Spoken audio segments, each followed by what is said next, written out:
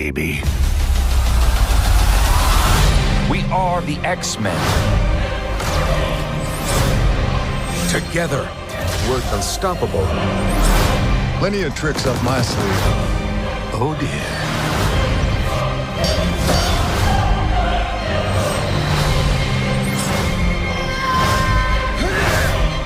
We are the dawn that breaks his night.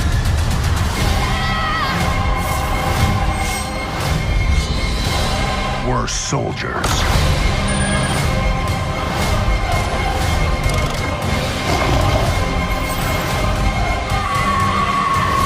Whatever forces await, we shall face them together. He's the X-Men's most diabolical foe, Apocalypse. I will be all that is left.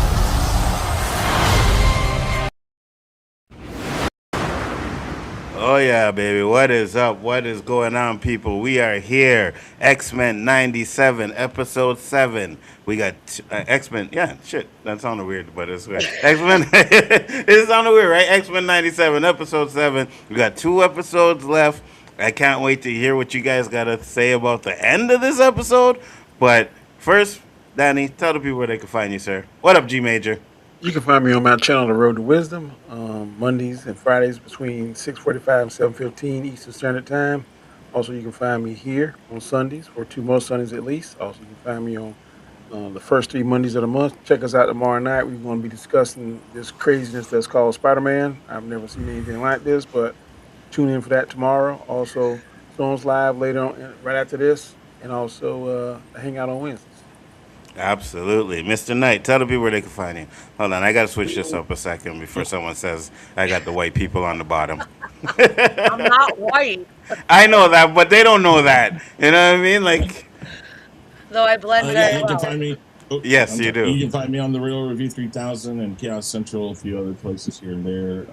Yeah, and glad to be here to talk about this episode. Thank you. And Jen, you can tell the people where they can find you too as well. You guys can find me on Nerd AF. You can find me guest hosting with Sci-Fi Vision and Real Cinema Therapy. And of course, right here with Big Afford Entertainment and these handsome gentlemen. I keep telling you about that. I'm being nice, man. By the way, okay. how Danny spits, like he be looking mad dapper and proper. He is dipped very nicely. We do not compliment Danny on this show. All right, Jen? We don't do that. Okay? Wow. I apologize. I'll save it for my post to him. That's all good. It's all good. Thank you guys for coming in. Much appreciated. But we are here to talk about X-Men 97. And I want to get you guys... G Major said, damn, the Danny hate. You already know that I've been streaming with Danny for 6 years. Of course I got to hate in Danny. Like, what are we doing? Danny, my friend, my buddy, the one who got me onto YouTube, decided that he was going to call me Darth Kaka. That is a term of That is endearment. so foul. Everybody except you. It's a term of endearment, bro. I didn't make a term of endearment for you. While we're The talking worst about trick terms of YouTube, endearment, you latched onto that. You didn't create it, but you latched onto it. Yeah, I did. I did it. while we're talking about terms of endearment, can we please just agree to call me white chocolate from now on, please? No. Oh, my Lord. Absolutely not. No. That is not happening on this. Wow. I got my card. You've given me my card. You've given me my honorary card. The least I could get is that. Your card No. is taffy. White chocolate. No, that's no. You call you some tapioca. That's fine. Tapioca? Nah. All right, guys. Oh, yeah, sour cream is good. No, wait, what? No, what did they? Oh, no. At least What give is- him butter. What's up? At least You're give talking him about butter. sauerkraut. What are you talking about? No. What did they call the Laker team, man? Oh my gosh, that's perfect Jeez, for yes, Chris. what was that? Oh God, I'll go back to it. I can't remember what they called it. Oh, the cream team. That's it. The cream team. But yeah, X-Men 97, guys. What up, Tony Robinson? How you doing? Thank you for popping in. Much appreciated. Overall thoughts for this episode. Jen, you go first. I really felt like this was like a nostalgic moment. I was waiting to see them get to Antarctica, and then when I saw the acolytes, we saw so many people in this like, it was like a very law and order type of, kind of way it went, and like a therapy session on top of that. But I really, really loved the episode. I thought it definitely thought it was more like Nightcrawler based, and it brought in Colossus, which I was dying to see. And we got Magic, and I don't think that's going to be the last we see of her. We got to see Exodus, who I really like. He's like an Omega level X-Men, and I actually really like him and like how he's kind of picking up the mantle for Magneto. And then the fucking ending was like a post-credit finale. It should have been. It was just perfect to see where like Cable and Jubilee and Arcade, where they've been, and to see where they got to, and then you see the whole thing that happened with Apocalypse, and we'll get to that when we get to it. But I loved seeing that and get with John. How it's going to bring everybody back. I was a little disappointed we haven't seen a couple of our X-Men. But yeah, and I got a theory for you guys. I heard that I want to know what your opinion is. But I love this episode. Very nostalgic for me. I loved it. I can't wait to hear that theory. Danny, what did you think of this episode? I enjoyed it. Not as much as the last two, but it is good. That ending was crazy. Right. The best thing to me was the teleporting sword fight. Mm-hmm. I don't know how they did that, man, but that was tight how they did it. Mm-hmm. I really enjoyed that. And Nightcrawler yeah. was one of my favorite. I think you said you think he's a B character. Did we discuss that? Yeah. He's a big Nightcrawler? character. I don't think he's a B, but Yeah, he's a big. he when he's on and he's focused, he is problematic. But I really like that. I like that. They just they're not dropping the ball. That's what I like about this poster. Mhm. No episode has really dropped the ball. It's shown different points of view and different storylines, but none of them been like, man, this is a filler. So that's why I really appreciate and enjoy it about this season. I sure hope it don't go way of the dodo and crazy next season. 2 episodes, right? Right. Or next season, yeah. But we still got 2 episodes left where they could kind of mess some stuff up. I'm hoping they don't. But you're right. Next season is definitely going to be the test. What about you, Chris? Yeah, I mean, a lot of what Jen said there. It was good to see. Again, they are doing a really good job when they have the opportunity to bring in a lot of characters. They find a way to do it right. They use more for one of those purposes to bring in a lot of characters we normally wouldn't see in this. But now they did it again in this episode. I think it was kind of interesting. We're seeing a lot of things that we've seen in the past in other episodes of other X-Men cartoons where you get the like the inhibitor tower and things like that, things that have been there before, and now we're seeing things being repurposed for different reasons. So what you're seeing is like a calling back to something that's already happened, but in a new form. Different ideals that are latching on to former ideals, but with a different person leading that. Again, Exodus being the new Magneto in this particular situation. And then you could also say the same thing for Charles. Charles almost taking up the mantle for Magneto. You got a lot of people taking up the Magneto mantle, which I think we'll talk about when we get to predictions and stuff. I think that's leading to something bigger. This we're carrying the torch for Magneto, and that, I think I see something for that. But a lot of, like I said, a lot of that stuff going on, and it's really good to see them. It's hard sometimes to find a place to put characters in. You're like, man, how are we going to fit all these characters in? I don't know. Just throw them into a generic, into a scene. Throw them onto the scene and use them as we can, but we don't have to go too far into them. People know who these characters are. They know the backstories of these characters. So as long as we make it feel natural that they're going to be someplace, it makes sense. And I like that they did that. So I'll be right back there. Yeah, no problem. Anik Jones said they made Exodus weak because he's an Omega mutant. He's more powerful than Magneto, but they put him on the same level as Nightcrawler. Exodus was born in the 1800s in Paris. Yeah, and Omega's born in like the 1100s and like kind of founded the Knights Templar. He's definitely one of the older Omega level mutants, but the fight was Like for one, saying like hearing him say "on guard" was like Nightcrawler saying "on guard" was like. So Mm-hmm. I was like, "Oh my god, here we go!" Like I love that part, and it just proved that Nightcrawler could stand with him. And I don't think he's dead. There's no freaking way that he's dead, especially with the bullet wound. But we didn't really see much left. There was like literally 5 seconds, if that, left in the entire scene before everybody kind of like got out of that situation. Where Nightcrawler went with Creed to some snowy place where he left his ass, and everybody kind of was on their way out the door. So you know that Exodus is not gone at all. So I do agree with you that they might have made him look weak, but I thought it kind of fit what we were going for. Like Exodus kind of didn't really know what was going on because Colossus in his mind betrayed him, right? Because he can read minds. Exodus can read minds. So he already knew before Colossus said anything. And even though Colossus said at the end he wasn't going to, it makes me wonder because Exodus obviously called him a traitor and tried to hurt him. So he clearly was starting to go in that direction. So, like when he told Nightcrawler he wouldn't have won, that was for Nightcrawler to really understand that he came home not for him, but for Eliana. So that's why I don't think that she's gonna be gone. And Exodus can raise people from the dead. Like, and Oh, raise really? himself from the dead. Yeah, he can raise himself from the dead. I think he can raise other people from the dead too. I know he can resurrect himself. So Oh, that's Checking kind of that interesting. So Exodus. um, I Exodus. for know he can yeah, resurrect himself. I think he might be able to resurrect other people. that's interesting. I thought this episode was really good too. There were a lot of dynamics that I did like about it, especially putting Yep, Creed on that is true. trial. He can. Mm-hmm. Yeah. Okay. Boy, he got a whole. Yeah, Okay. Exodus is crazy freaking sorry. He's really Telekinesis, crazy powerful. telepathy, teleportation, force fields, energy protection, flight, mind control, psychic whirlwinds, resurrection, enhanced physical attributes, accelerated healing factor, immortality. Yeah. Oh wow. Okay.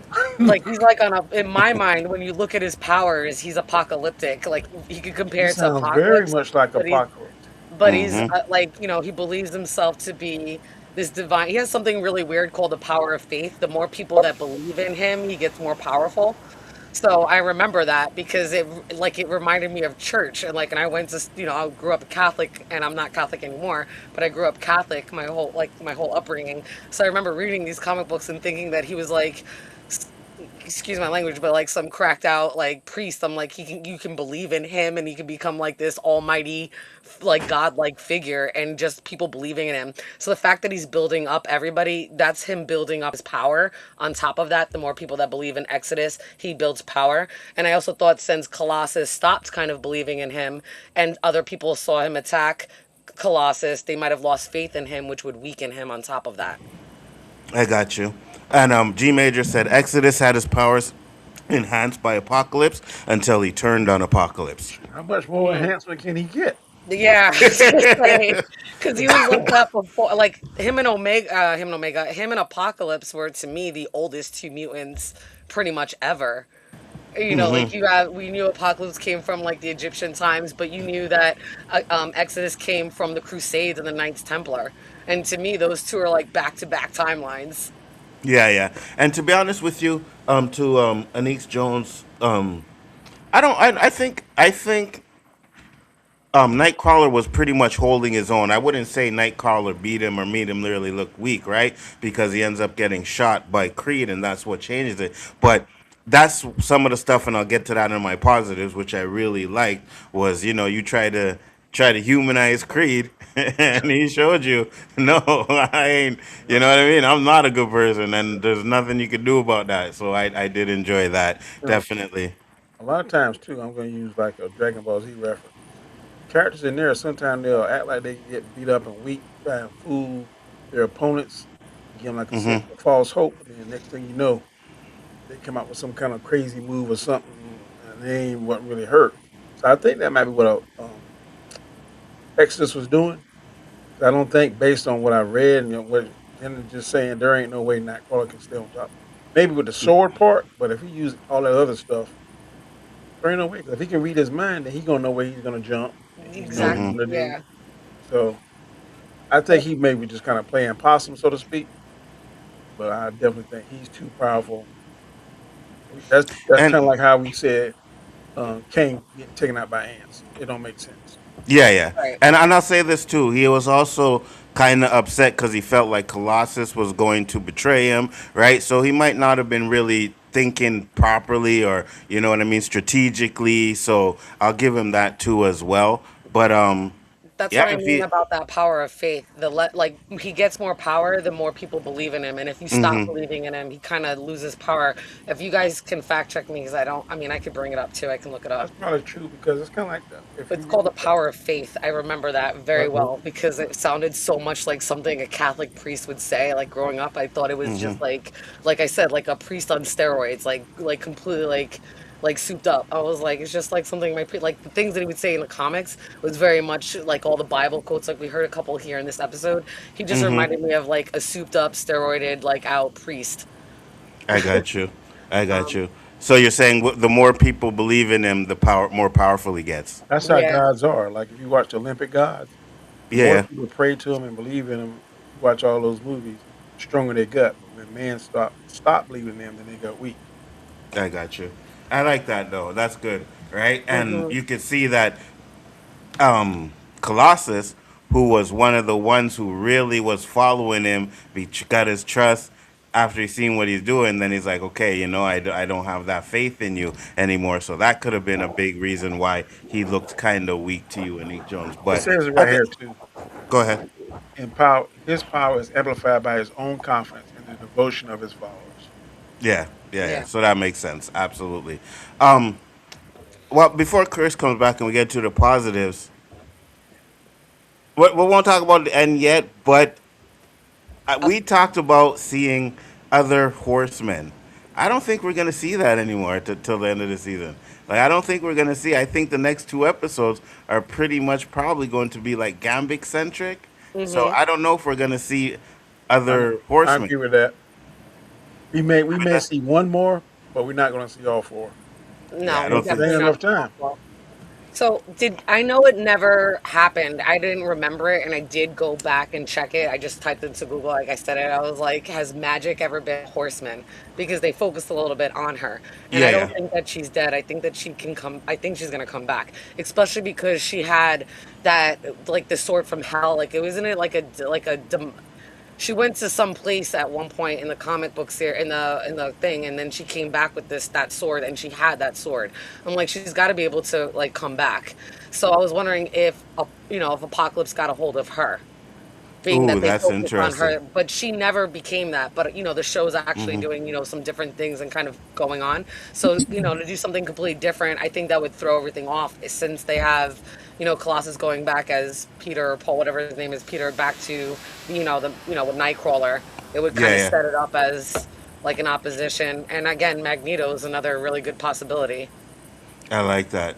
He said, Nick Jones said, I wanted Bishop to smash Polaris. Yeah, word, same here. They were on top of each It's other, bro. All the innuendos. They actually uh-huh. look so good on top of each other. I was like, let me stop.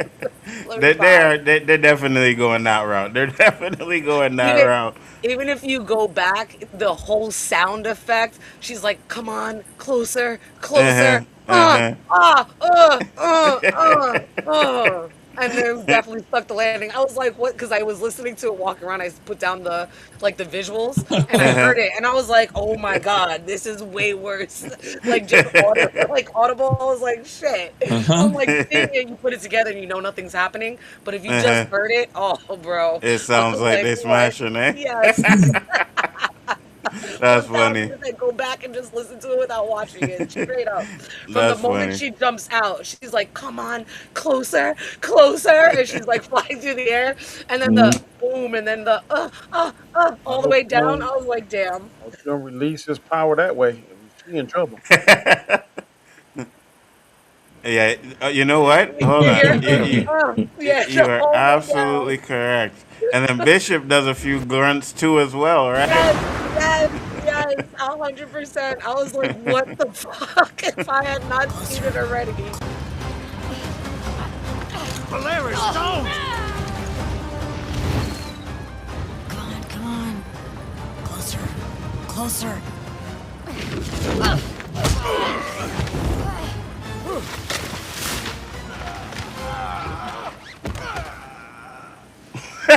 that you hear that last? Oh, I'm sorry.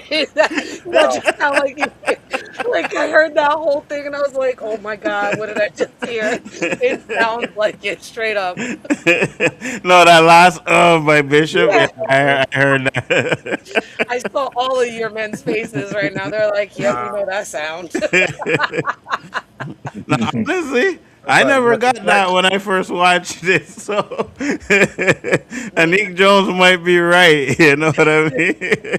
He might I be am right. proud of my mind. It is vast and wide. It goes high and it goes deep. I'm just saying. High and low. Yeah, yeah.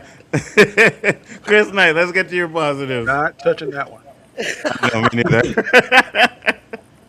Because I noticed it was deep and not low. You know what I know, I I mean? realized that. I was like, damn, I do have a dirty mind. Almost messed up on my mic. Go ahead, Chris, with your positives. Hey, Tamika, how you doing? It's Good to see you. Yeah, I think Exodus being in this was nice. Bringing in the other team. And I said the callbacks to other things that we've seen in X-Men animation. The storyline, I really liked the idea, bringing Colossus into it and giving us that sneak peek, which I don't know. Was that in season 1 at all? Which one? His sister dying, Colossus. No, they did. Okay, so they didn't show that in season 1, but they're just adding that onto what was a different part of Genosha. What happened? Yeah, and that's what I'm saying. I mean, I liked seeing that. That was interesting. That when they bring his character in, at least they give us this reasoning for why we're going to see what we see. I liked that a lot. They're the only one.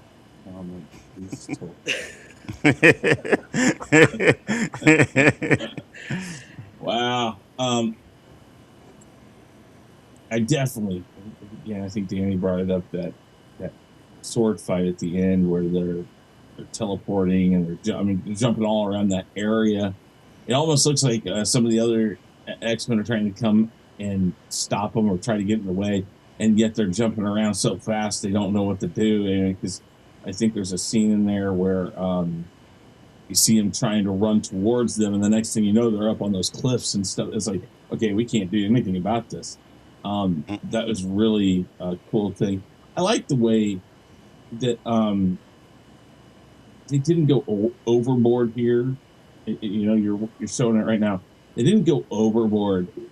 Sometimes in animation, they could have just been made it look like snap, snap, snap, snap, snap, like they're just jumping all around. But they gave them a few seconds to do things. And I like the way that they're doing the animation with the different colors around them that reflect the colors of their character. That's really nice. Again, animation spot on with this, and there's a lot of good things about that. Absolutely. What about you? Yeah, go ahead. Well, I'm sorry, just one other thing. I really do like how Nightcrawler takes his brother and Creed and takes him out into the Antarctic and out into the snow and all that, and leaves him there. He doesn't kill him. He leaves him. And you get this thought of, I don't know, maybe it's a lot of movies and a lot of TV series have done this. It's that I'm not going to kill you, but I don't have to save you either. Yeah. Then at the end, you hear the conversation with Charles saying, hey, I told you we would get him. I didn't promise you how you would end up getting him back. It's like, I told you we'd save him or we'd get him. So that was kind of interesting. And it leaves kind of this open-ended side of things now. Nightcrawler now knows that his brother would kill anybody, any mutant. There's no doubt about that. Colossus even said, I don't, no, you didn't convince me, but you would have convinced my sister. Those things. Those are really nice points. But now that I think Nightcrawler now knows that if they ever get into a situation again, I don't think he has it back anymore. I think it's flat out. You might get to see, maybe not this season, but in a later next season or so, you might actually see him kill his brother. Yeah, 100%. Or not save him, or not go to save him, or something like that. Right. Well, one thing I will say is I definitely Because I think Jen talked about it earlier, where she said, and you just mentioned where Colossus said, "I didn't, I didn't believe you, or like I wouldn't have voted for you, but my sister would have." Maybe that's what he felt, right? That Colossus was going to say, you haven't convinced me, but I know you would have convinced my sister, so not guilty. You know what I mean? Something like that. So I Hmm. believe that's kind of where that was going with. But Anik Jones said, all I want is for Creed and Sabretooth to run into each other this season. Mm. Speaking of which, did Go you ahead. guys see the scar on Creed's face? Hmm. Yeah.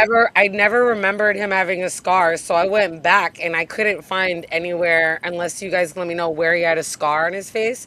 But I know that in the comics, he got dropped off to his father by the FOH. At some point, he got dropped off to his father when they figured out that he was of mutant descent, even though he doesn't Hmm. have mutant powers.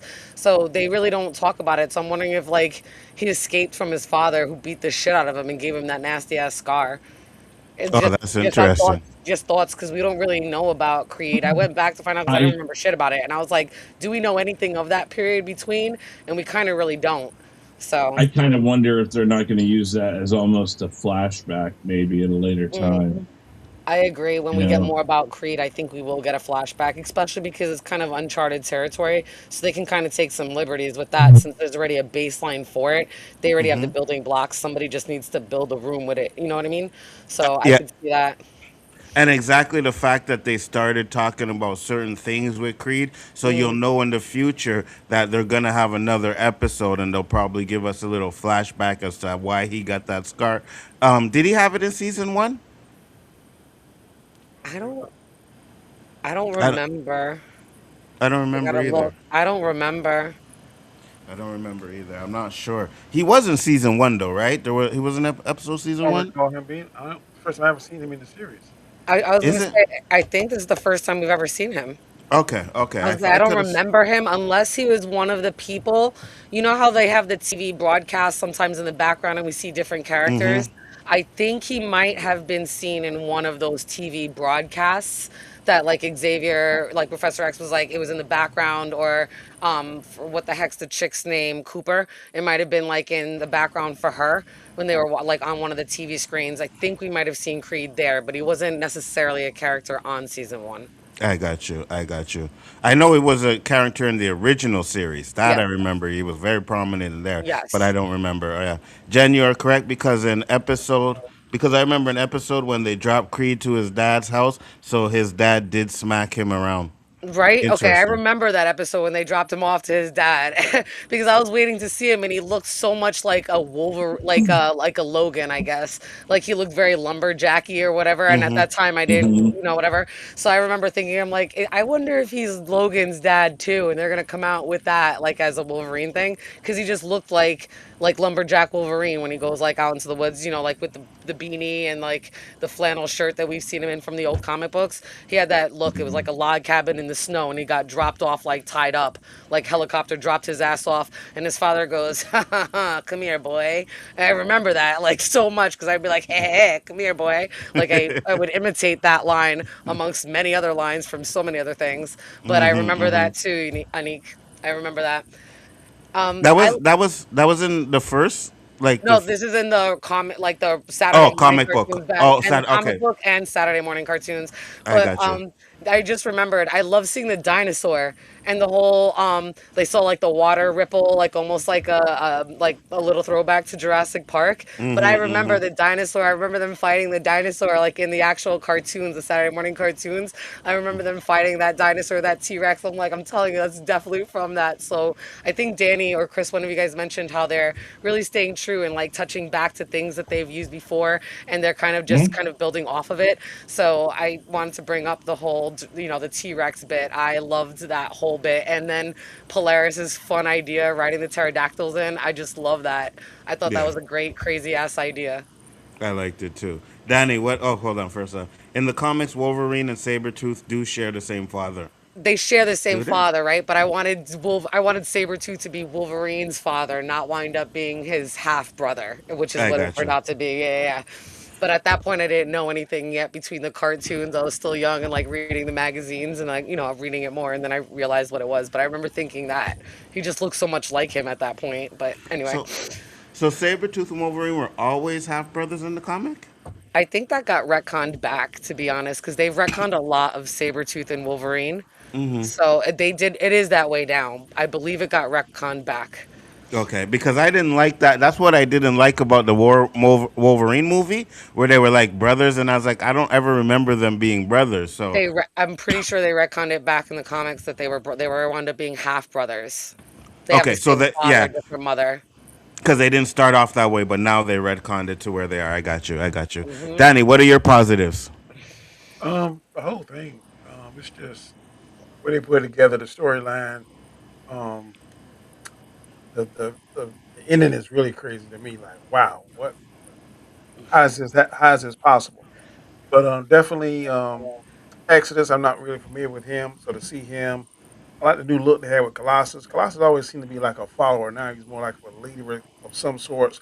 Like he's matured because he seemed a little naive to me in the past. Now it seems he saw his sister got killed. He's taking a more offensive, I guess, Attitude. mindset, Yeah. attitude.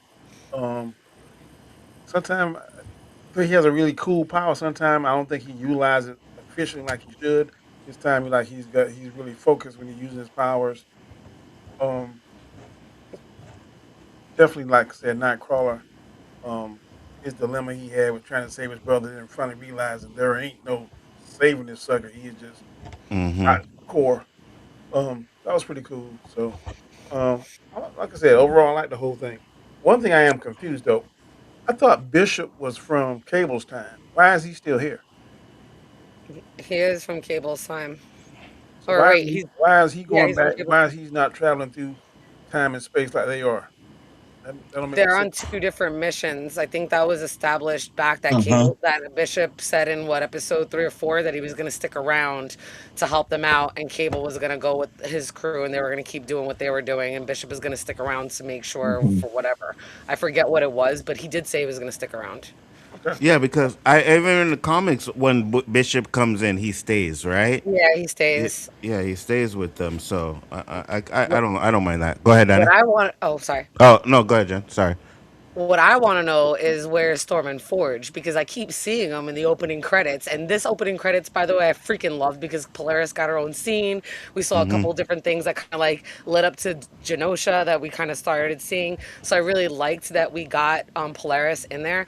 But where's Storm and where's Forge? And I know that they have their own other separate mission, and they're back at the school, and Nightcrawler and Colossus arrived there, but we didn't get to see Storm in mad episodes. So like, yeah, I'm like, where's Storm and Forge? Like, we Storm gotta know what's probably going sitting on there there. practicing all that stuff she could have said before she used her daggone power.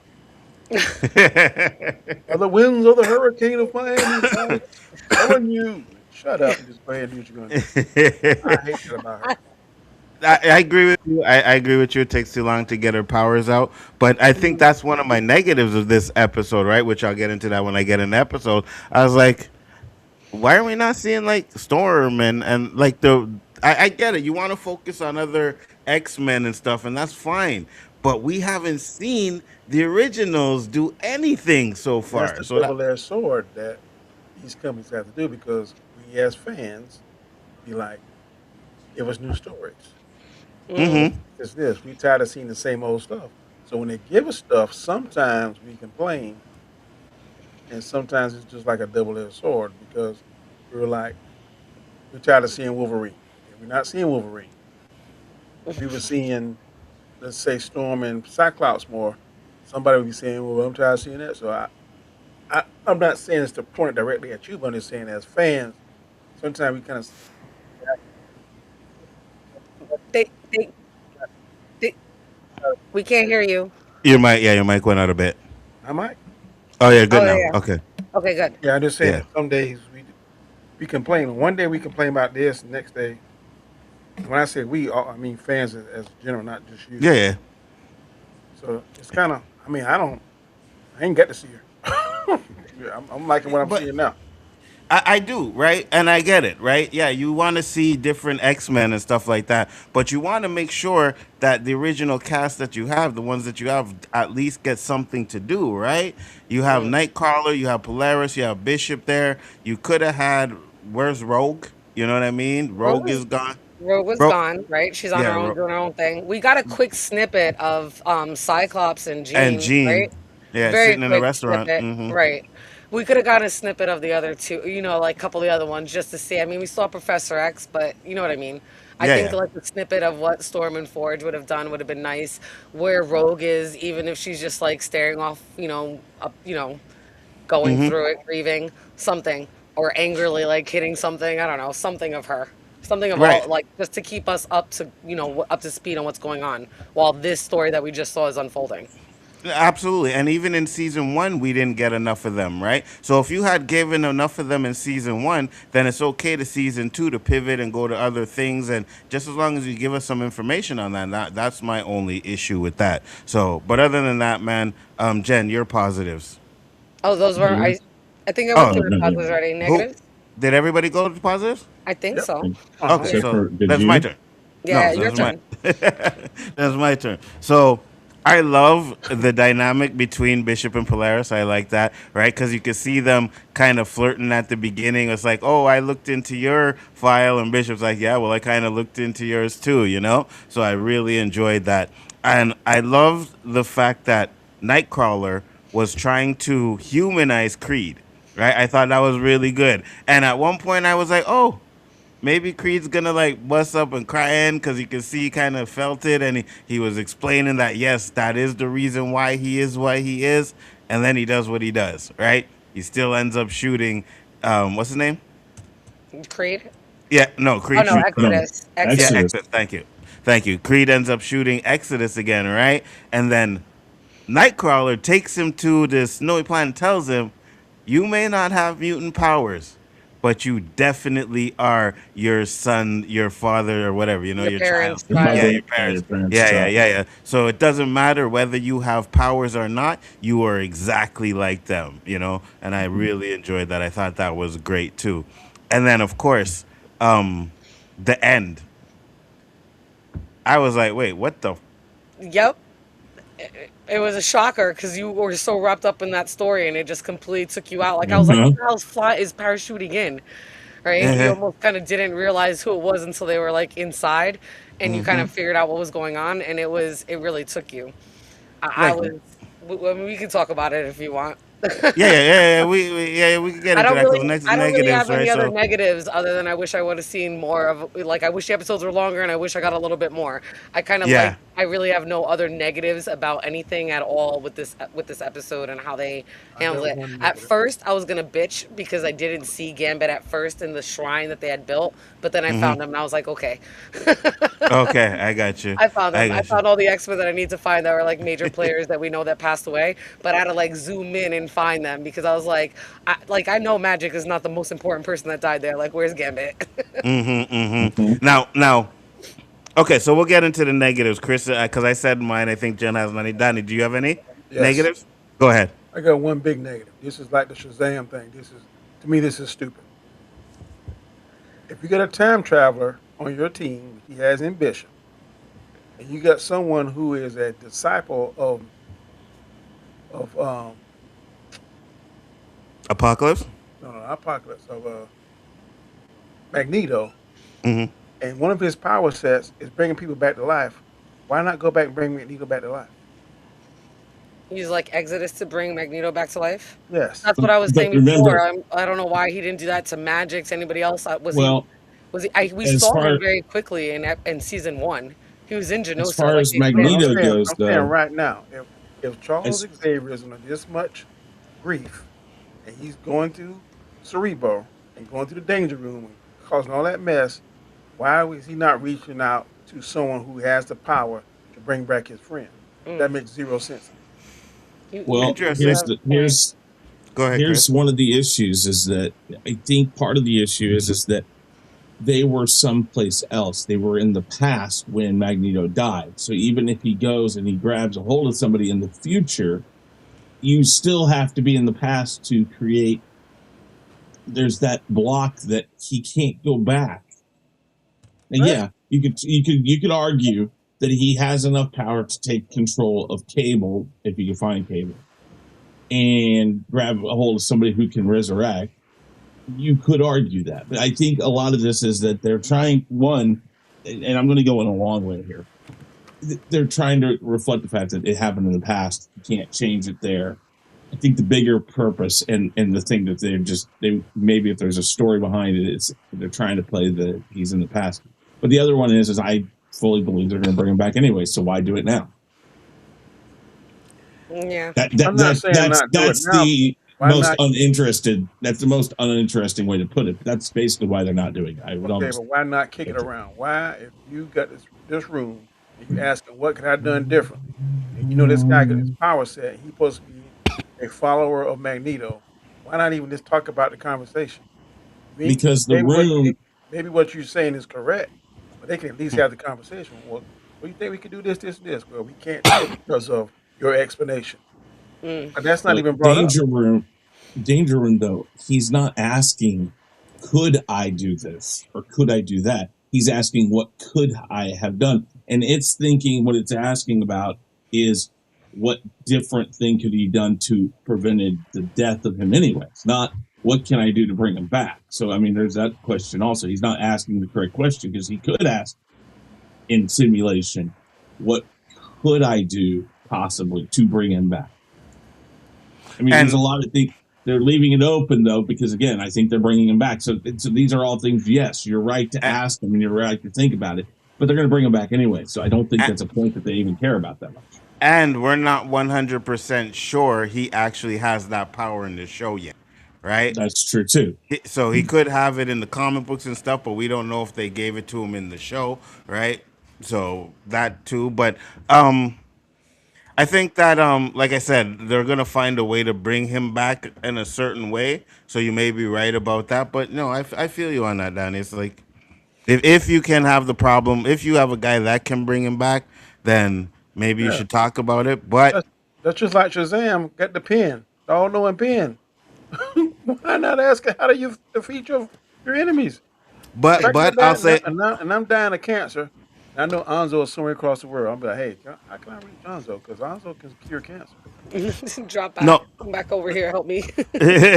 No, I agree with you, but I'll say this. I think they had to get fix one problem at a time, right? They had to save Creed and stuff like that, so they may not have been even thinking about Magneto at the time. Could be something like that. I don't know, but it is an interesting question. Did you have any negatives, Chris? Uh, Killing Exodus like that, like that's like, whoa, wait a minute. I mean, I kind of saw it, but at the same time, I'm like, now again, going back to the things we've talked about, this could be a play in something that's going to come back later. Maybe they're going to make him want to do the horseman. Maybe, I don't know. I mean, there's a lot of factors that they could do, but I saw it coming. But for his character, that just seemed like, wow, just boom, done. I mean, Is he dead just, though? well, that's the thing. I don't know. And right now, again, maybe it's more of a nitpick than it is a negative. It's I want maybe again if they bring it back and it makes sense and all that. That's fine. It's just I just was very I was very surprised they went down that road. It's like, wow, okay, okay. Oh, Go ahead. I have one more negative. I almost forgot about it. So in this episode, I really am starting. I didn't really like her before, but Cooper is a real see you next Tuesday. Like she's just on my last fucking nerve. So I went to look something up and I came across a theory and it looks like a couple of people are like kind of having this theory. So this is definitely not original. It's not for me. I've heard it elsewhere when I was researching why Cooper's being such a biatch. And somebody said that they think that it could be Mystique because we haven't seen Mystique. And I was like, that's right. Like it clicked and it made sense. Even if that's not gonna be what happens, that Mystique is playing Cooper. The fact is we haven't seen Mystique and she was heavy in like everything before and we haven't really seen her. So I don't know why they haven't shown her, used her. They mentioned her this episode, so that makes me think that that could possibly be a wild card. And it kind of plays into the theory that I have going forward with where they might be going with it, because I think the only way they're going to be able to kind of take on. I think it would be Apocalypse, but at this point it could be Gambit. We've already seen three different X something set up here. We have X Factor, we have X Men, we have X Corp, right? We have all these X something set up. So if they all unite, I could see them coming together and putting their differences aside. So that's definitely something that could happen in order to take down Gambit or an Apocalypse or something of that nature, because we have these three different entities that are really all can kind of come together to fight for the same thing if there's a bigger threat than themselves. I like that. I like that you said that, because I always said, how are they going to handle the onslaught stuff when they get to that if next season, right? Because Hmm. you usually have the other heroes like Avengers and all of that in them. Well, now you establish three different mutant groups, so you don't really need the Avengers, right? You can have Hmm. those three groups fight onslaught if he comes around next season. So I kind of like that. I thought that's And a it would make sense interesting. because X Factor is lying, right? They're still taking mutants hostage, right? We saw a Yes. couple of them, like Mhm. Pyro and Avalanche, and a couple other ones where still like the forearms guy you could see. It reminds me of like the Mortal Kombat, but whatever. But yeah, you saw like a bunch of them in there, so they're lying about that. So I could see that Mystique would definitely hold a bunch of them hot, like keep them, even if they weren't in agreement, just so she could build an army in private for whatever Hmm. they would need. I You know what agree. I mean? So that's the only reason. So it kind of, they didn't say that. They just said, could Mystique be Cooper? And I was like, I love that idea, and it would make sense because, and then I kind of went off with it. So, but yeah, I could see it. That person, whoever, there was a couple people that said it, but that was kind of all their theory. I was like, it makes sense if they're gonna all unite at some point to bring down either all four horsemen or onslaught. So I could see them building that up. So I like that. I don't think we'll get a reveal this season, Neither but do it I. makes sense because Mystique's been freaking MIA, and she was not MIA in the comics or in the TV series. So I'm like, where has she been? Yeah, I like that. I like that. That she's infiltrating the government, right? That would make a lot of sense. It But G makes so Major, much it sense. really would though. Bishop said, I'm sorry. G Major said Bishop and Cable come from two different future timelines. Mm. Bishop originates from roughly 80 to 100 years in the future, Earth 1191, while Cable comes from 2,000 years in the future. I Okay. got you. I I got you. 100% agree. I was gonna say I thought they were from two different ones, and then I couldn't remember, and I was like, well, I know they're both from the future. But thank you. I Hmm. appreciate you doing that, looking that up, because I wasn't 100% sure. Thank you. When do y'all think we're gonna get to see Gambit? I'm almost certain that Gambit will be heavily used in season three. Next Oh, episode. next episode, it's called the Devil's Hand, the Yeah, Devil Man's Hand. yeah, next episode. Now, Yeah. before we get into, first I'll say this. Yeah, that makes sense. Jen Mystique might be the leader of X Factor in disguise. Absolutely would make sense, 100%. And before we get into the end, you said at the beginning you had a theory that you wanted to run past us. So go That ahead. was it. That was it. That if Oh, okay. Mystique Yeah, is I don't there, think and that would then make all, sense though. yeah, Mystique. Okay, go. Yeah, go I ahead. was saying if Mystique is playing Cooper, right? If Cooper really did die and we just didn't see it, and after season one, right? Because we kind of just see what kind of happens with her. What if Mystique takes over her in order to infiltrate the government and setting up X Factor? She's been pulling in mutants to kind of build her own kind of an army, right? Because she kind of wants to wind up flipping things on the side. And plus, she's the one that's in President Kelly's ear right now, making sure that mutants are kind of have like an even playing field, that there's no laws and rules against them. So I could see, she's following through with what Magneto wanted, and she's in the government and she's making sure that President Kelly is, fighting for mutants. So that's the first part. But then the three different X-Men, X-Corp, and X-Factor, I could see them all kind of like reformulating and being three separate entities are going to have to unite in order to take out either the four horsemen, Apocalypse, or Onslaught. Or But they're onslaught. definitely setting up those three different entities, and I think it's for three different attack. They'd be able to attack them on three different fronts. I like that. Incognito, thank you for popping in. Much appreciated. Danny, you were gonna say something? Go ahead. So the only thing I'm gonna push back a little bit on that theory is that I don't think she would have disbanded Magneto's daughter from that group. She was kind of hard against her because she's always been loyal to Magneto. So I don't think she would have forced out a group. I think if that was her, she'd been making excuses to keep her on there, but it's not she wanted her out of the group. See, and I'm going to push back a little bit on that, although that makes sense. Look how Magneto is treated. I Back mean, on pushback. Look how Mystique has treated her actual kids. She has abandoned all them motherfuckers. Like, I don't care. I don't want you. All of them. Even the adopted kid she got. She doesn't like any kids. Mystique does not like kids. She might front like she likes kids, but she's abandoned her own flesh and blood multiple times. So I'm Mhm. gonna push back on that by saying she don't give a shit. She don't care. And Um, Polaris didn't claim Magneto, so she don't care. If Polaris had loyalty to Magneto, maybe. But Polaris denied him to the fullest effect. Fullest effect up until last episode, and she, Cooper wasn't around for that because she already had left X Corps. That happened, or X Factor. She already figured herself out later on without Cooper being there, or kind of acknowledged that who her father was. So I don't think she would have any kind of ties or feel like she needs to protect her at all. I like it. I like it. Chris, you were gonna say something? yeah, I was going to say the whole what I touched on with Exodus and Charles and other people taking up this mantle for uh, Magneto. My Mm-hmm. idea here is that the whole idea now is that they're all taking up this mantle because Magneto went to this like altruistic good guy almost, and they're going to turn around and make him a part of this apocalypse plan. And now here they are fighting for a man, bringing back his name, like speaking his name out there. Oh, this is a memory of him. We're trying to do what he wanted. He was protecting mutants and all this stuff. And they fight for all of this in his honor. And then, yes, it's not technically him. It's an image of him. It's a part of him that they're going to see. And he's going to destroy that image himself. Mm. And I think that's what they're leading to, because all these people are running to this idealistic idea of what Magneto was. They're all, you see Charles starting up X Corp and at Genosha, and then you have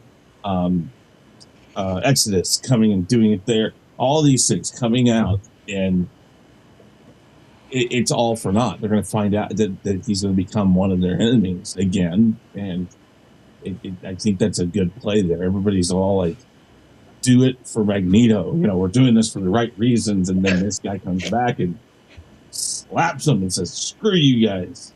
Whatever. I mean, It's this is a build it's fun. It's funny that you say that because I kind of agree with that. Yes, Danny, I do agree with Chris for a minute over here, right? But I kind of agree with that because you have everybody now trying to put Magneto on a pedestal, and then he comes back as a like a horseman of apocalypse and is just wrecking shit. Now you can't really, even though it's like, oh, he's being, manipulated or being controlled by apocalypse, but you still can't put someone like that on a pedestal after he came back and killed a whole bunch of people. So I could see they're having a little issue with them doing something like that. I definitely would That like would to see that.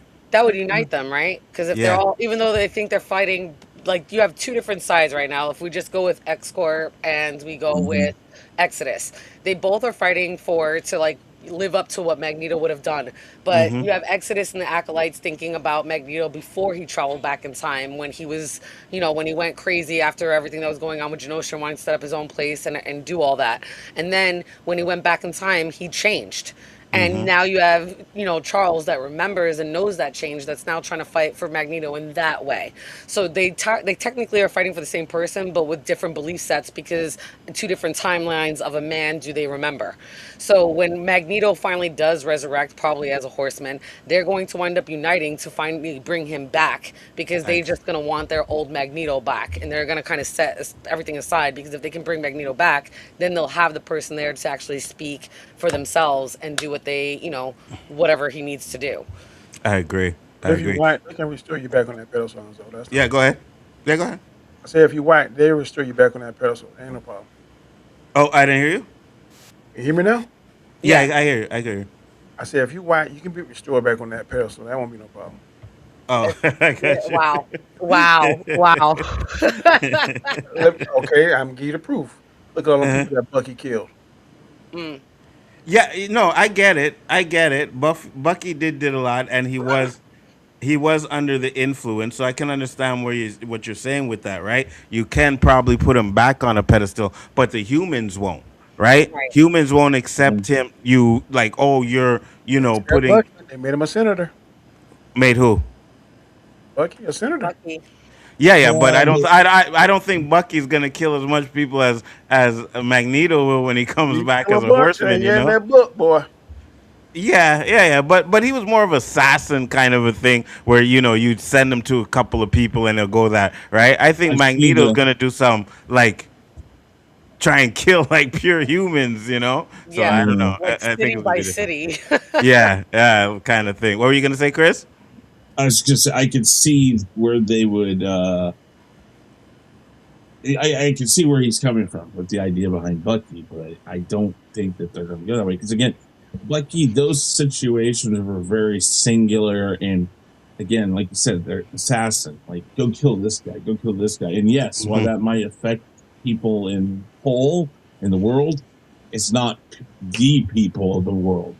Magneto's always been focused on the people of the world. When he was Yeah. against them, he was very much take who gets in your way. Hmm. And imagine that being unbridled hatred that Apocalypse is going to use if they go that route. And to be It- honest with you, All this I, agreement. was that Danny? Go ahead. So I'm so sick and tired of all this agreement. Oh, hold on, I got another one for you, Danny. Because here's another thing that you might maybe you'll agree with this one, right? Magneto did kind of change, but the humans don't know that, right? He changed in the past, so the humans still see Magneto as that mutant that's trying to, wipe out humanity. So, that could be it too. But Anik Jones said, "How many kids does Mystique have? Also, is Mystique an actual hoe because she has a lot of different She baby daddies?" adopted Rogue. She adopted Rogue. She had two kids, I think. Two, yeah. He said Magneto was right. 3 kids. 2 And kids. Danny, this is for you, Danny. Come on, Danny. You can't tell me you didn't think this episode and new Spider-Man movie aren't trash. Are you that much of a MCU simp? I got Go nothing, ahead, get him. No, I'm gonna give you the floor. Go and murder Nerdman, I got please. nothing Go to say do to it. you, man, because you you have no concept of what something is good. I don't know. You better stop going over there where you at. You better come back home to wherever you at, because you over there playing with forces that you aren't used to. And Yeah, the Lady Boys. and I'm telling you, because this show is fantastic. Spider-Man has its problems, but any movie that made almost $1 billion in 3 days is doing something right. That's all I gotta say. That's absolutely crazy. And I promise you, even though Nerdman acting like he's acting, if he seen Spider-Man, I promise you he liked it. Yeah, Guaranteed he I liked it. guarantee he jump up in his bed acting like he got web shoes. If he liked that trash ass Shazam 2, there is no way he did not like Spider-Man. There's just no See, way. There's no way. me and Anzo can be honest because we critiqued this movie, Spider-Man. We Mm-hmm. both agreed that it was okay, It was not okay. Mm-hmm. great, Yeah. not fantastic, okay. We both Mm-hmm. agreed that the last movie, brand new, No No Way Way Home. Home, No Way is the Home. better movie. Yes. Absolutely. 100%. But you can't do that, there, man. You got to come on here and say something crazy just to get Listen, a ride. any movie that cuts out Rosario Dawson, I got a problem with them. Just saying. Oh, she was supposed to be in this? She was in this. They cut out a couple of actors' scenes out completely. And hers No. was cut out completely because they were going to tie it to the Defenders. I'm And they going. cut out a whole scene because they wanted this movie to stand alone. That's also why they made Tombstone and a bunch of the other villains at the very beginning. They had much more scene in it. And Yeah. they cut that out and they cut stuff out with Scorpion because they wanted this to really stand alone, to be Mhm. like Tom Holland's like Spider-Man arc of Yeah. Yep. realizing what kind of is going on with his life. And because they wanted this to stand alone, they had so much more tie-in with other Marvel characters and tie-ins to the Defenders and tie-in to Doomsday, and they cut all that out. They cut it out. So I love Rosario Dawson. I That love might her. be a good thing because I thought it was too long. And that's You the thought? other thing. Like, I wouldn't want it to be any longer.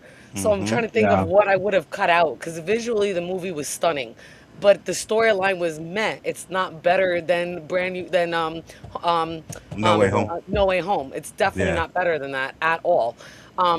And I don't like certain things that they did with the storyline, even though I know it opens them up because they're rebooting a lot of stuff, but they're rebooting stuff that's also not comic book source accurate, which Mm-hmm. also upset me. And I know that they have liberties and stuff, and I probably should give them a little bit more grace, but it upset me with those certain things that they did. And again, the 2 hour and 30 through something minute movie, there was a lot in there that was just about fucking being emotionally damaged and recovering from Mhm. it.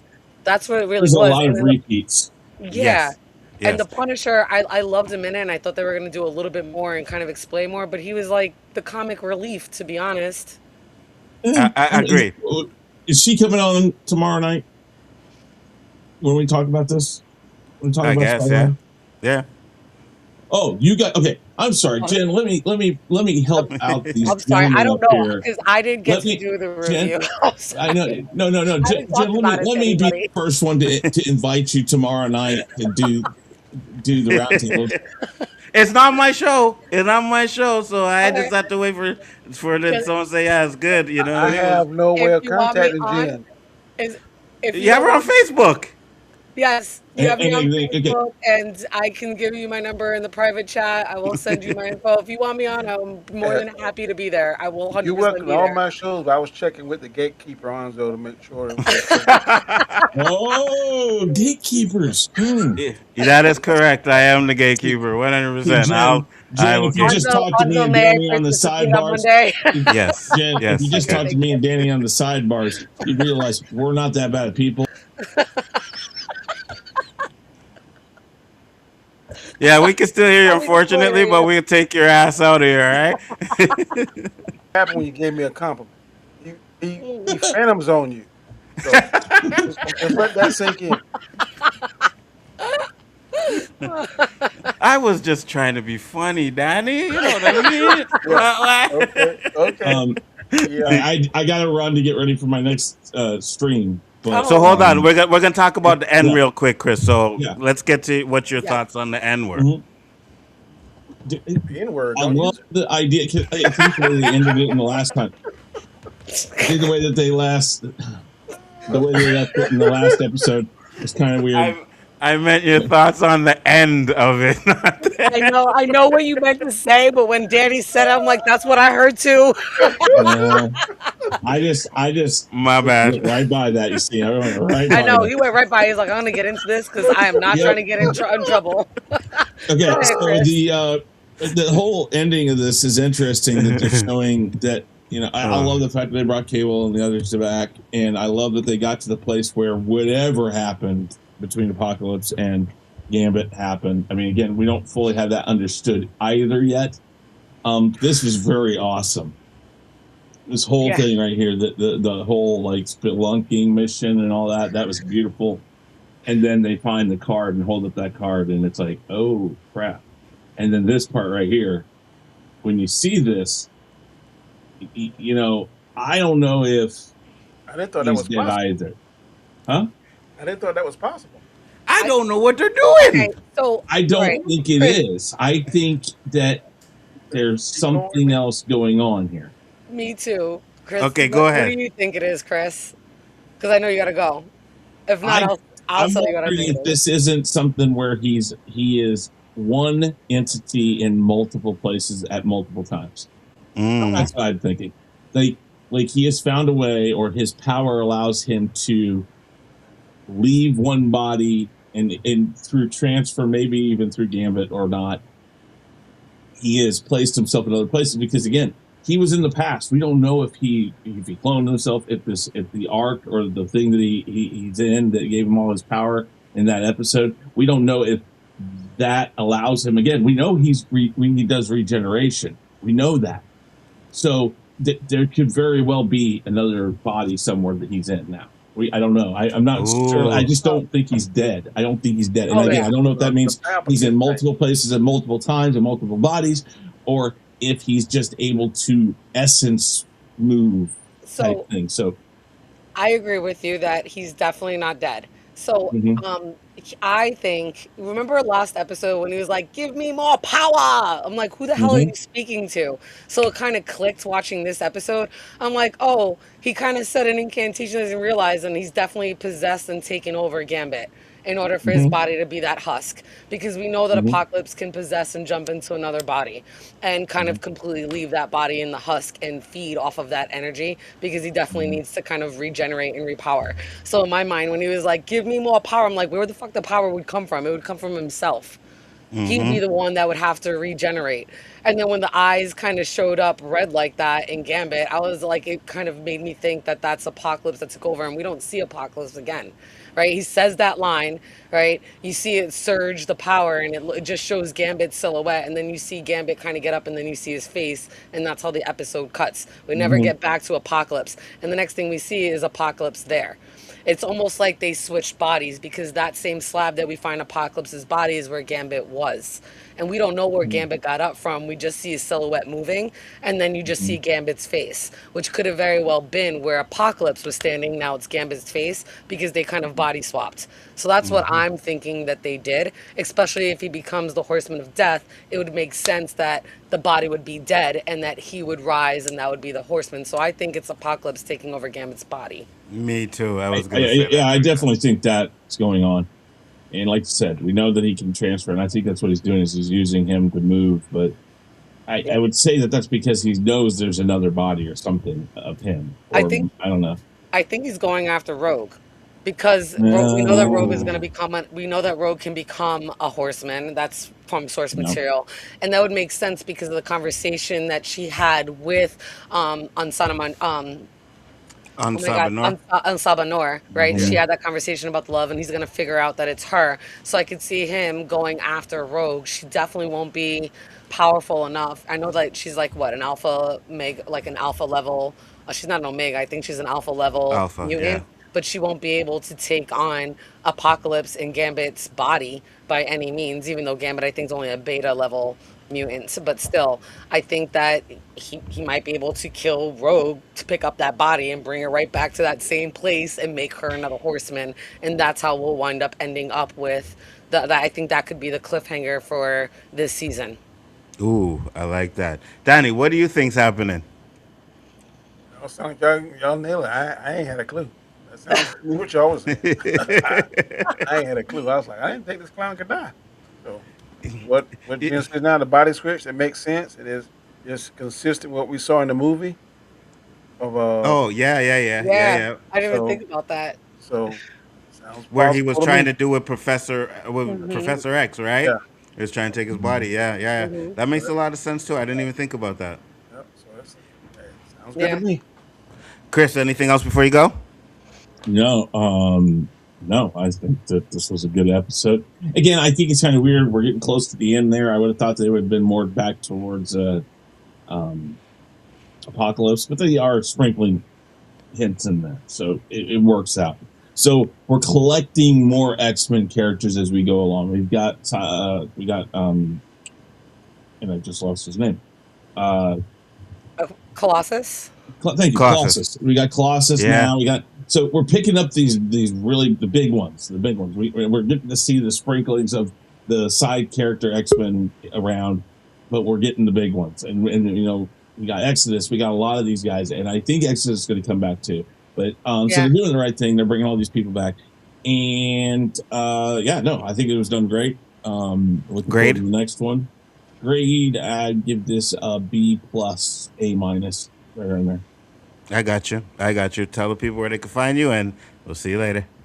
Yeah, Real Review 3000. I'm going over there to have a stream right now. Check it out if you have time. If not, there's lots of other things out there you guys can watch, especially these three people here. Check out their channels. Check out what they've got going on. Lots of stuff that you can watch, and I appreciate it if you come and watch me. But also, like I said, make sure you spread the love and go watch everybody else also, because that's important too. Thank Yeah, you go very much, everybody. Go check out Chris. They do. You're doing Jackbox. Jackbox and a lot of other stuff. We do funny news stories, fake toy release things. I poke jabs at a lot of people and have fun time. So there you go, guys. And they poke jabs at you, which is so easy to do. Yes, But it have is, a good isn't one, it? Chris. Take it easy, guys. Bye. So So when I first seen this scene, I was like, yo, what are we doing here? I was like, Danny, I was like, there's no way that they killed off Apocalypse, right? No. Because I'm like, we supposed to get the other four horsemen. You know what I mean? Like, what's going on here? And then I did like, well, I know Jen knows the comic, but I had to go and do some research to figure it out. And I was like, okay, so maybe he took Gambit's body. I think that's kind of makes a little bit more sense, right? Where he's going to, maybe he'll start off uh, infiltrating the X-Men, right?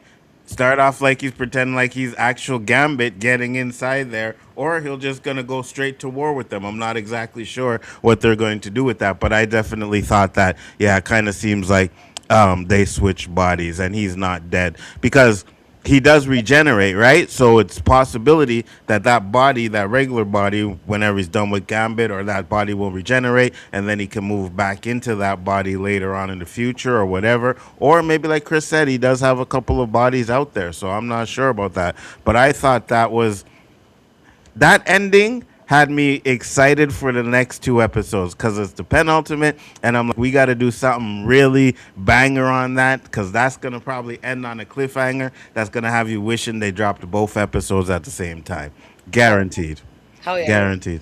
So Nerdman said, G Major said, sorry. Remember one episode Apocalypse was losing against the X-Men, and in the 40th century he took off saying he had to defeat them in the 90s. Yeah. 100%. Yes. And then he also told them that they, like Professor X's faith in his friends or whatever was going to be his demise kind of thing, right? Yeah. So that's a possibility. Have to go to work, but hello, guys. Shazam 2 is better than Spider-Man movie. We'll talk about it today. They disrespect the Hulk a bit less, but other than that, it's okay. Well, at least he said it's okay. Yeah. One movie- possible, yeah, it's okay. It's not great. One possibility from the end of this episode is that Apocalypse merged with his future self and ditched his present body. Oh, I like that. I could see that too. I like that.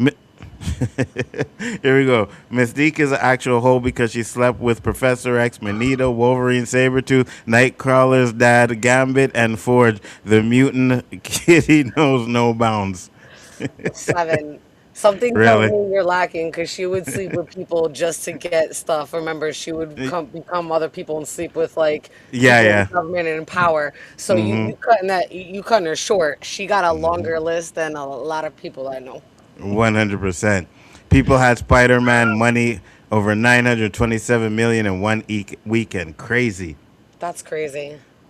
That is, that we talked about it backstage. Me and Danny were like, I didn't even think that was going to be possible. You know what I mean? Like, I wasn't expecting it for this movie. No. Let me see something. Them having issues with balancing things out without Bo. I think a little bit.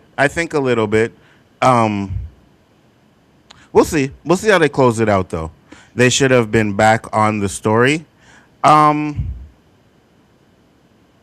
I hear what you're saying. I did say that, kind of like having these little backstories and then little episodes where, like, right at the end, we get to see what's going on with that. So, Lawrence, I did say that, but I'm hoping these last two episodes are what we expect them to be, right? Where they focus on the project. Because The only thing I can think of is we saw that episode with Wolverine, and to me, the biggest part, besides him getting his, I can't say the word right, adamantium. Yeah, Adamantium. it's like Simonin. I can't say it right.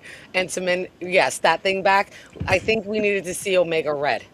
Right. Yeah. And in this episode, as much as everything was great, we need to see Creed kind of really rise to power because I'm pretty sure in season 1 we saw him in one of the TV screens where like he was starting to become a problem. Plus Sabretooth mentions him to morph in that one Yes. episode with Wolverine. So that's setting up a storyline. The acolytes weren't that huge, but I think they're going to be used since they were already set as a baseline in the original series and comic books. So I think bringing them out more and showing them, I think we need to see that. Exodus is an Omega level mutant, and he's always been kind of sidelined. He's had his moments, but that's also kind of in the past. So he's obviously kind of almost unkillable, right? He's pretty much immortal. So we're going to need to see something build with him if this is going to continue on to the future, knowing the comic book characters that we already know or that were in the original TV series back in the 90s. So kind of, At first, I definitely think that some of the episodes are kind of out of place. Not maybe this one, but the Wolverine episode I thought was out of place in the lineup of this season. But I think we still needed them because it sets up things that we're going to need to see.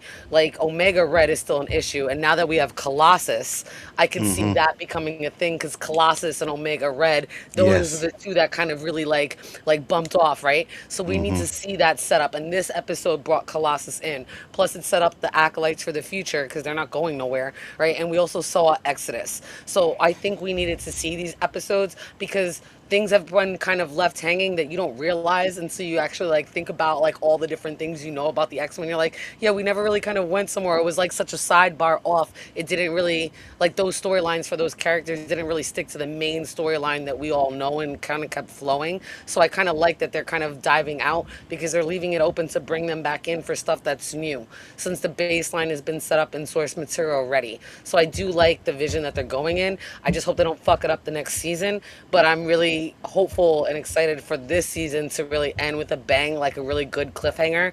I'm Yes. just scared that they're not gonna. I don't want them to pull like the Kang thing, like they did with like the X Men. I know, like they got rid of a writer, so we're not going to go that direction. We're going to use something different. I hope they don't do that because, like Brian and I were talking about, based on what we know from the comics, if they set something up and actually do 10 seasons, they're going to need to start setting these things up now in season 2. Yes. Otherwise, when you Agreed. bring it in later on, people are going to bitch and complain that they hadn't seen them before. Why are you bringing them now? So we kind of need to see all of this stuff. And the fact that we saw the Savage Land and that whole place of in Antarctica, I think that's also going to set up because for me, in my knowledge, I remember that being Cassandra Nova, which is supposed Yeah. to be Professor X's like twin. So they haven't brought her in yet. So I could see them setting all this up with Exodus if they actually do have some kind of a battle where they do unite, leaving that place. But because Onslaught's created, Casanova winds up taking or Cassandra Nova winds up taking over there. So I could see all of this going somewhere, and it kind of lines up to different comic books and different episodes that we've seen, tying everything back into one solid X-Men 97, whatever you want to call this, 97, 98, 98, whatever, it just going on into the future. So I'm so far happy with everything I've seen.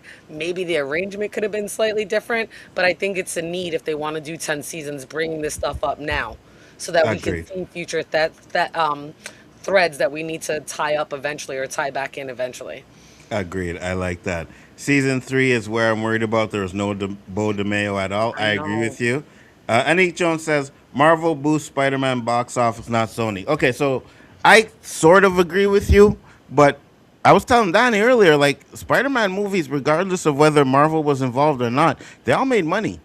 Right? They just didn't make as much money as maybe Sony wanted them to do. But even Spider-Man 3 with Toby, the one that nobody really liked, it made money too as well. You know? So Let me tell you these numbers now. So I just did it. go ahead. Okay, right now it's at $927 Million. million. Let's say the first week, oh, that equates to $309 million a day. Damn. Now, let's say it drops 50%.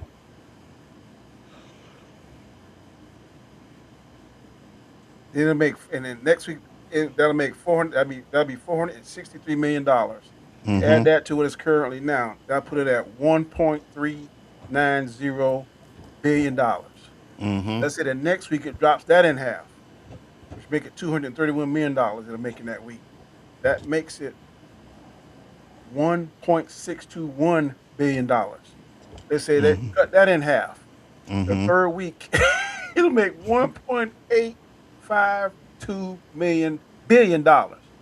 And That that's is if you cut unreal. it, and that's if you That's a cut it in 50% half. drop. Right? Yeah. Yes. So if it only goes to like maybe a 33% drop from its first to second week. There's even more. Right. I was generous with 50%. Yeah. Absolutely. 100%. Man, that blows my mind. I think this thing might make $3 billion, bro. Spider-Man will definitely. make 2 billion. Yeah, I think it might cross So, 3 I billion. think too. Spider-Man will make $3 billion. Yeah, if not, it'll get damn close to Yeah, it. yeah. That's for sure. It's 2.5 or something. Because I think the highest. What's the highest grossing movie? Avatar. Yeah, Still? one of the yeah. What the second Hold on. Avatar? Because he re-released it. Okay, that's right. Of all times. And how much did it make? It was 2 point something billion. 2.7 or 2.9? I don't think it was that high. That's almost 3 billion. I don't think it Um, was like 2 point. Yeah, 2.9. I mean, 2.9. 2.92 Yeah. billion If worldwide and Avatar Yeah. made 2.8 was 2.9 billion, Spider Man would make $3 billion. Yeah, Spider-Man's making 3 billion. They don't, Endgame made 2.8 billion, they don't doubt right? my mind. Yeah, Spider-Man making 3 billion. Spider-Man's making 3 billion, 100%, Yep. because it's blowing everything out the water right now. right. Yep. It only came only 2 billion under what Endgame did domestically open weekend. Yeah. It's destroying the box office. Spider-Man is. That is absolutely The story crazy. of material heat, um, superhero fatigue.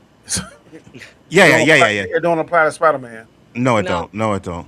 So let's be honest. Marvel helped Spider-Man because across the Spider-Man won even a small billion, but Won't even smell $1 billion. yeah, yeah. Wait, across the Spider-Verse. Hey, wait, hold on. Don't be disrespecting. Don't be disrespecting Miles Morales. All right. Don't be disrespecting those movies. Totally different. Right. Totally different. Now, again, the Spider-Man movie is connected to the Marvel universe. That helps. Right. But at the end of the day, Spider-Man movies have always made money. It's just the way it is. And Beyond the Spider-Verse is going to make money. Will it make $1 billion? Probably not, but it'll get close to it. That's for sure. 100%. Danny, what's your grades for this episode? Oh, definitely A. All episodes are A. There's only one that's A plus, and that was the one with Magneto get killed. But this is definitely A. This there's no doubt in my mind this whole season is going to be A. And do you have any predictions? I really don't know on this one. I definitely think we're going to see Gambit. I think that body jumping thing is a very plausible explanation. I don't know who we're going to see. I have to kind of meditate on that name because usually that's what I do. I hear something in the name to give me a kind of guide into what I think is going to happen. But on this one, right now I'm totally blank. I'm ready to see it. I got you. I got you. Jen, what about you? I love this episode. A whole A plus. For me, it was really nostalgic. I liked Seamus Mellencamp as the Green Monster that we see, the Green Mutant, not Monster, Green Mm-hmm. Mutant. And I liked him. I always remembered his name because there was a singer back in the '90s, John Mellencamp, and I was like, they have the same name, and I just made that brain association. So seeing all of the different mutants that we got to see in this episode. I loved. I agree with Danny. It's not my favorite episode, but it's right up there. And every episode has been so good. I think the entire season is going to wind up being an A, but I really loved this episode a lot. And I can understand why they did certain things. It made sense in my head knowing the comics and knowing what the mutant levels and powers were. So I love this episode a lot. So A, 100% A plus. And any predictions? So I definitely think we're going to see Gambit. I think it was very symbolic that the card that we happened to see was the Queen. So I definitely think that Going he after might Rogue. infiltrate Rogue. I don't think he's going to infiltrate the X-Men, but I think he's going to come back to Rogue and play on as her lover in order to trap her to wind up making her another mutant. I Yep. mean, another horseman. So I can see that's might be one direction where it's going.